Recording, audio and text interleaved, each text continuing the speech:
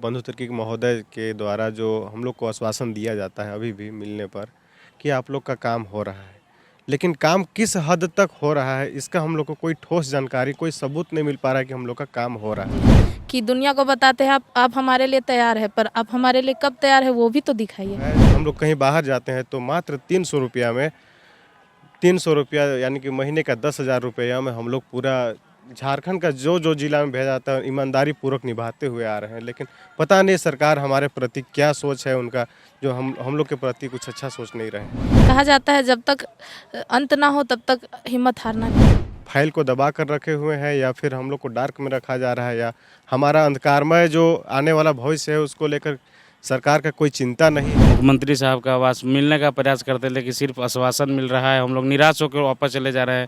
भरोसा नहीं हो रहा है कि हम लोग किस तरह से भरोसा करें। झारखंड के सहायक पुलिसकर्मी अपनी मांग को लेकर रांची के मोरहाबादी मैदान में 2 बार आंदोलन कर चुके हैं।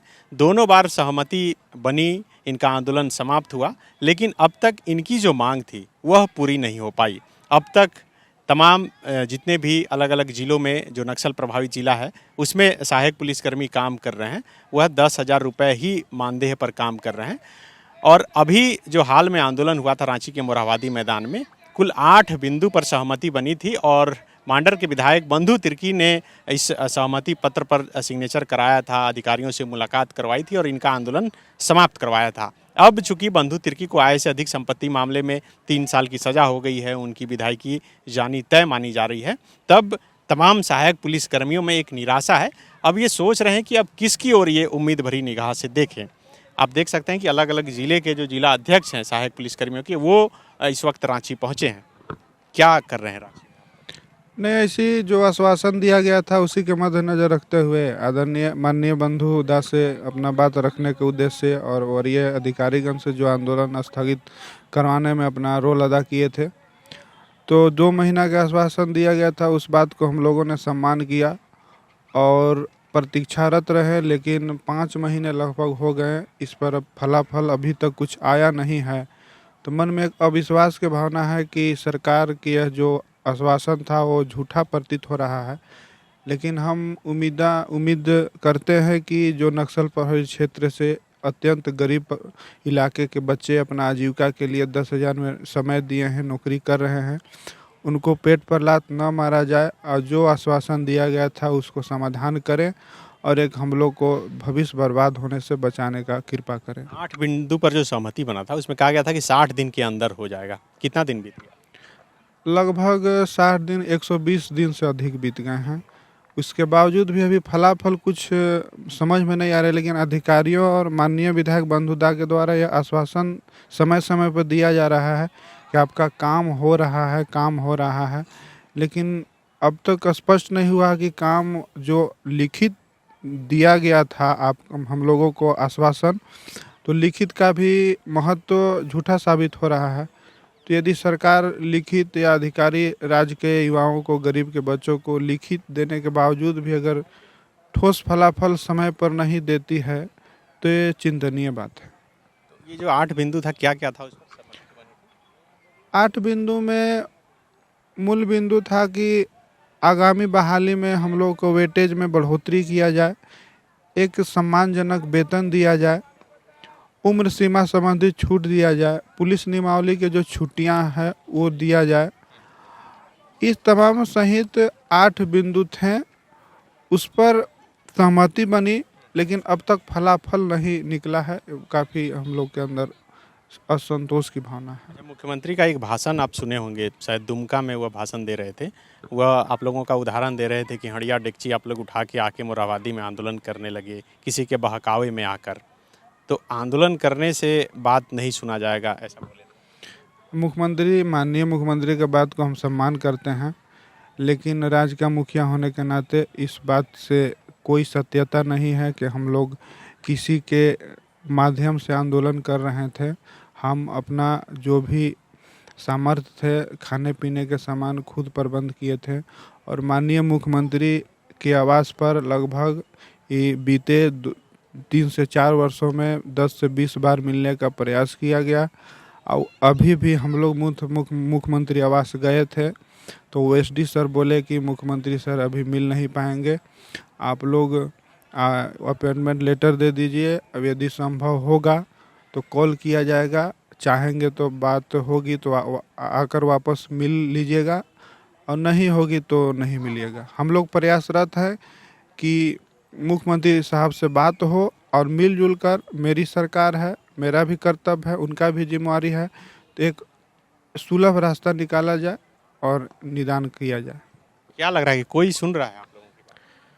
अब तो हम लोग का अधिकारियों पर निर्भर करता है। हमारे नेता माननीय बंधु तिर्की महोदय के द्वारा जो हम लोग को आश्वासन दिया जाता है अभी भी मिलने पर कि आप लोग का काम हो रहा है, लेकिन काम किस हद तक हो रहा है इसका हम लोग को कोई ठोस जानकारी, कोई सबूत नहीं मिल पा रहा है कि हम लोग का काम हो रहा है।